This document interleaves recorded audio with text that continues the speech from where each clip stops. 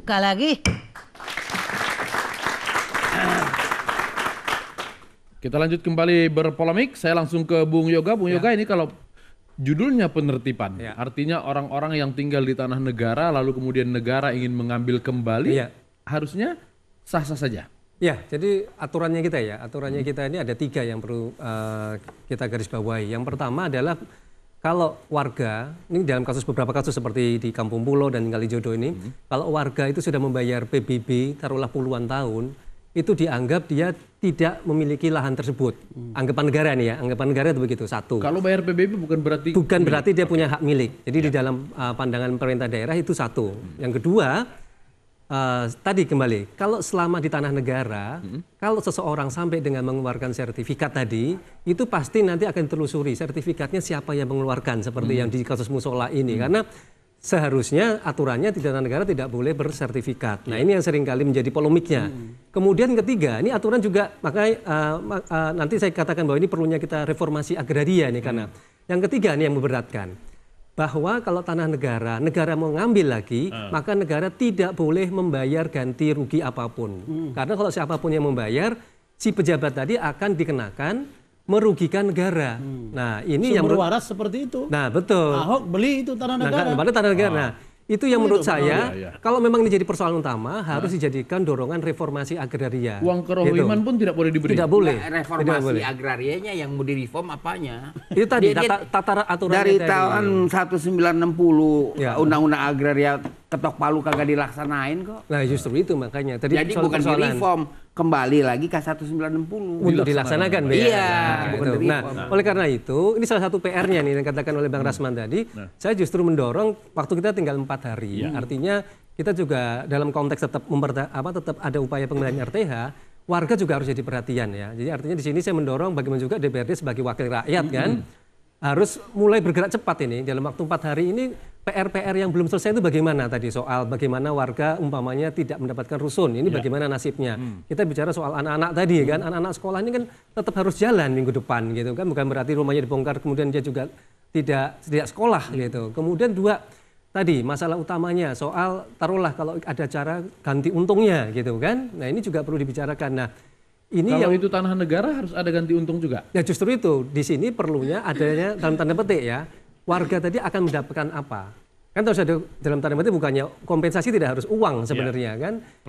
Pelatihan juga bagian dari kompensasi, kemudian penempatan kerja gitu kan, bahkan menjadi transmigran juga bagian dari kompensasi sebenarnya. Terus yang ketiga yang tidak kalah penting yang menurut saya juga perlu dikerjakan dalam waktu singkat ini adalah kepastian dari mereka-mereka yang dalam tanda petik tidak beruntung ini mau gimana? Kan harus ada kepastian gitu. Tidak mungkin minggu depan begitu mereka dibongkar, terus kemudian kemana gitu kan? 1.300 tidak sedikit. Gitu. Dari kacamata orang Betawi ini luar biasa asik ya kan. Nudukin tanah negara, digebah dapat rusun. Ya. Orang Betawi yang masih nyewa masih banyak. Jadi yang harus kebenaran ada DPRD di sini ya kan. Yang pertama janganlah orang Betawi disuruh tinggal di jalur hijau di pinggir kali supaya dia dapat rumah susun, kan logikanya jadi begitu. Saya Betawi enak Pak, isi saya Betawi soalnya. Ya makanya siapa yang mau dapat rumah susun, marilah kita tinggal di pinggir kali. Ya kan digusur kita, digusur kita dicariin kerjaan, ya kan. Ini dalam tanda petik Bu Popon, karena kalau kita bicara dengan orang-orang di Senayan semuanya pakai tanda petik, ya kan. Tanda petik nggak habis-habis. Supaya jangan digugat. Oh begitu. Jadi itu ya satu. Jadi saya juga surprise ya. Biasanya DPRD tidak seperti ini ya, seperti Pak Nawawi tampilannya kan. Kita udah sering bertemu, biasanya enggak. Nah supaya dipikirkan yang lebih mendasar lagi. Jadi keadilan semuanya, baik bagi yang korban penggusuran, ya kan, maupun mereka yang tidak tergusur. Itu harus dipikirkan bagaimana bisa mendapatkan rusunawa. Ya PR-nya besok udah harus ke lapangan. Gimana Pak Nawawi? Yang pertama, ini closing ya? Belum ya? Belum. Yang pertama saya tetap minta kepada Ahok tentunya ya, tundalah dulu itu. Jangan keluarkan SP3 dulu. Satu. Pasti jalan itu. Siapkan dengan sosialisasi, ajak dialog, pikirkan dampak-dampak masyarakat yang terdampak. Termasuk pikirkan betul anak-anak kecil, termasuk ya bukan anak kecil saja, PSK, tapi khususnya anak kecil. Anak kecil yang sudah berperilaku seperti orang tuanya semacam gitu, itu pikirkan betul. Berperilaku apa Pak? Jadi mereka Pak, kemarin saya mendengarkan langsung dari KPAI. Ya, belum paham ya. Tanda petik Pak. Anak-anak umur 10, 12 tahun yang semestinya belum berperilaku itu karena melihat orang tuanya melakukan itu setiap saat seolah-olah tidak berdosa. Mereka pun ikut-ikutan karena bukan berdosa. Oh ternyata kok nikmat juga, nggak dosa lagi kan, dapat duit lagi. Ini bermasalah Pak. Kalau mereka tidak diidentifikasi sekarang pindah ke rusun-rusun, bagaimana kita masa depan? Jangan-jangan memperluas itu keberadaan itu, kan bahaya. Belum lagi anak-anak yang masih usia sekolah. Oleh karena itu kumpulkan semua, ajak bicara semua SKPD yang akan menangani persoalan-persoalan sosial itu, persoalan-persoalan yang dampak dari penggusuran itu, apa penertiban itu. Setelah itu baru kita bicara bareng bersama-sama Dewan kalau perlu, termasuk anggarannya kita siapkan. Dewan pasti setuju lah. Selama ini Dewan tidak dilibatkan karena memang aturannya atau karena hubungan Dewan dengan gubernur yang tidak harmonis? Ahok ngomong gitu, orang yang mau jalan sendiri aja. Dia tidak mau tahu dah. Tapi ya Dewan nggak boleh dianggap arti apa-apa. Bagi lain sudah disetujui oleh DPRD untuk penataan RTH di lain wilayah ya. Oh, kalau perdanya nggak ada persoalan Pak. Ini kan persoalannya kan bukan persoalan ruang terbuka hijaunya. Kalau terbuka hijau seneng, setuju pasti. Persoalannya kan dampak dari penggusuran dan Kalijodo itu bukan semata-mata hanya tempat PSK, bukan. Ada warga juga biasa. Ada warga lain yang normal seperti kita itu. Jadi kalau sengaja kan hanya menggusur tentang PSK, menggusur tentang perjudian, dibikin taman-taman hijau. Pakai setuju semua orang tidak ada yang akan menolak itu. Tapi jangan lupa betapapun begitu, betapun dia juga tanah negara, mereka sudah menempati di situ puluhan tahun. Mereka juga sudah membangun.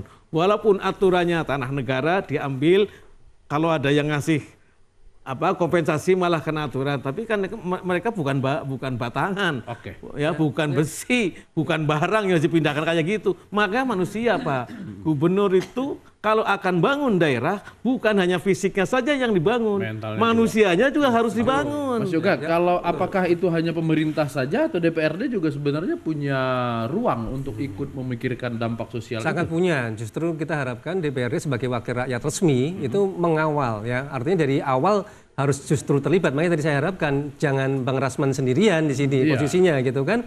Bagaimana juga kan warga yang di Kalijodo juga wakilnya ada di DPRD gitu kan. Makanya oleh karena itu tinggal 4 hari tidak ada banyak pilihan sebenarnya ya. Artinya mau tidak mau yang dikatakan Pak Nawawi, pertama DPRD harus terjun langsung ke lapangan, kedua langsung kalau perlu suku-suku dinas terkait seperti dinas sosial, dinas kesehatan, dinas perumahan gitu kan, langsung bertemunya di situ gitu kan, bukan di kantor, langsung di situ dikawal apakah memang warga semua tertampung atau tidak gitu kan. Kalau tidak tertampung mereka bagaimana, tapi langsung di lapangan.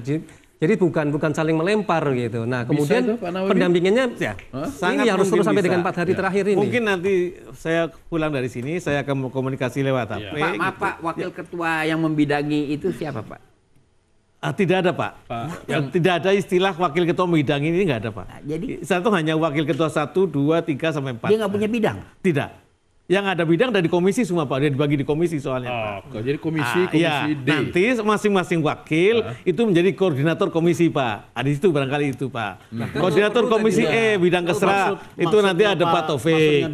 Babe tadi itu koordinator. Iya, koordinator bidang ada Pak membawa itu. Siapa? Kesra itu Pak Taufik. Ada koordinator komisi D pembangunan, ada wakilnya yang satu lagi. Artinya semuanya lengkap ya Be, membidanginya. Tapi selama ini wakilnya bukan wakil ketua bidang ini, tidak. Wakil ketua saja. Bang Rasman mau besok memfasilitasi DPRD bawa SKPD ke sana? Saya sudah bahkan saya sudah bawa warga ke DPRD DKI dan menurut hasil pembicaraan di sana, DPRD DKI itu juga akan turun. Tapi sampai sekarang belum turun. Dan nerima juga ada Pak Nawawi. Malah berita besar-besar di media katanya itu pengacara Kalijodo keluarkan statement onar. Ada siapkan 1000 PSK akan telanjang. Itu memang nggak ada ya? Iya. Ya mereka kan memang ngomongnya begitu di awalnya ke saya. Tapi begitu kena serang, terbang semua itu PSK. Iya. Kenapa? Nah sekarang terbang penyakitnya semua. Nah sekarang kembali pada substansi ya. Bahwa waktu tinggal 4 hari. Ya. Ini warga sekarang berhadapan dengan hukum. Ada yang terkait dengan dugaan tindak pidana. Kemudian ada juga warga yang sedang pulang ke daerah masing-masing, misalnya ke Semarang, itu nitipkan anaknya lalu dia datang lagi. Itu fakta. Anaknya dipindahkan sekarang tidak sekolah. 4 orang. Lalu kemudian balik lagi, itu kemarin. Ada. Balik lagi sini. Ya. Lalu kemudian ada juga yang tadi mobile dia pindah lokasi, apa pakai mobil-mobil jalan. Nah, ini tidak terkontrol. Nah, lalu kemudian siapa yang berperan sebenarnya di negara ini kan? Itu sekali lagi saya kira tidak lagi pilihan. DPRD itu jelas pengawas dari eksekutif, di mana dia menjadi mitra. Oleh karena itu DPRD, saya pikir kalau pasang badan untuk ini, Ahok pasti mikir 2 kali. Tapi kalau Ahok tetap bersikeras, pastilah Mendagri harus turun. Terus wakil presiden, terus siapa lagi? Presiden. Kan beliau orang yang paling didengar di negara ini. DPR RI sudah janji ke saya, terus terang ini, saya juga agak sedikit kemarin kecewa. Kami dijanjikan untuk bertemu ketua atau pimpinan Komisi 2 DPR RI. Salah satu wakil ketuanya janji, tahu-tahu minta ditunda. Nah, jadi saya mikirnya bagaimana lagi gitu. Ya sudah, akhirnya saya melihat ya sudah kita akan berjalan. Sebab menurut saya hanya pakai filosofi sun-sun aja. Dia bilang apa? Kenali kawanmu, kenali lawanmu, 1000 kali perang, 1000 kali menang. Ya saya berpikir single fighter itu aja. Iya. Oke. Akan ada perlawanan nggak kira-kira tanggal 29 itu? Mungkin orang berpikir mengatakan tidak ada perlawanan. Tapi kalau saya lihat yang ada di dalam itu sepertinya akan ada perlawanan. Ya silakanlah Intel turun ke dalam. Karena saya juga ada media yang tanya, katanya Pak Rasman yang larang, urusan apa saya dengan itu? Faktanya ada satu media yang nggak pernah ngundang saya ke sana. Padahal dulu saya setiap kasus pegang selalu diundang itu Media. Masalah satu media tidak pernah lagi diundang saya ke sana. Kenapa? Mungkin itu. Lalu kemudian ada lagi media yang nanya ke saya, katanya Pak Rasman yang larang supaya jangan pindah. Kemudian katanya kakak Pak Rasman yang pegang. Urusan apa sama saya kakak? Urusan apa sama saya melarang? Yang saya katakan saya penegakan hukum. Maka sebenarnya kita ini juga harus jujur. Kalau memang kita ingin memperbaiki bangsa ini untuk cinta dengan negara ini, paling tidak ingatkan pemimpin kita. Ya, saya ingatkan Pak Rasman, Bapak mengharap Mendagri turun. Saya berharap presiden sebenarnya. Enggak, Mendagri kan tadi yang Mendagri. Kagak bisa Pak, dia lagi ngurusin monumen Cina di Taman Mini. Oh begitu ya? Iya, nggak bisa Pak, kayaknya gitu ya. Ada monumen Cina Pak? Ada. Lagi sibuk ya. Dan perlu diketahui Ahok juga bahwa di situ banyak juga suku Chinese. Banyak. Di Kalijodo itu banyak Chinese. Chinese suku apa sih Pak?